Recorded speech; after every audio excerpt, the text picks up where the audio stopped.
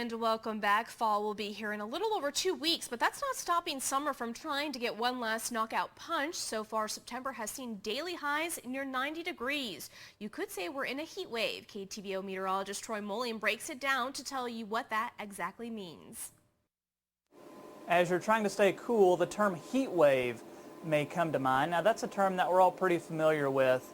It means prolonged heat and a period of excessive humidity. Now, the definition of a heat wave is going to be different no matter where in the country you go. For example, 3 straight days of 95-degree temperatures in Boston going to be a much bigger deal than, say, somewhere like Phoenix, where you're going to have 3 straight days of 95-degree temperatures. One definition from the Heat Wave Duration Index says that a heat wave occurs when the daily maximum temperature of more than 5 consecutive days exceeds the average maximum temperature by 9 degrees. For example, if the average high is 85 degrees, then 5 straight days of 94 degrees or more would constitute a heat wave. Here in the heartland, our average is 81 degrees for early September.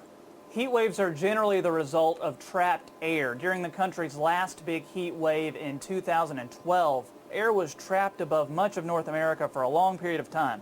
Instead of cycling around the globe, it simply stayed in one place and warmed like the air inside an oven. This was due to a growing high-pressure system parked over the central United States. You've heard me talk about a high-pressure system before. It's associated with stable weather and sinking air. During a heat wave, the sinking air acts as a cap, thus preventing the air at the surface from rising. During a particularly nasty heat wave, the National Weather Service will issue heat advisories and excessive heat warnings when an extreme period of hot weather is expected. Those weather alerts are crucial because heat waves kill more people in the United States than any other weather-related disaster combined.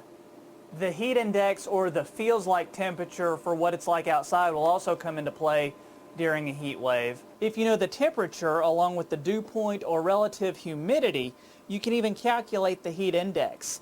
As a general rule, when the dew point starts to get above 60 to 65 degrees, it can begin to feel uncomfortable. When the relative humidity is above 80%, you'll really start to notice the moisture in the air. Therefore, the worst combination for human comfort would be a high dew point and a high relative humidity.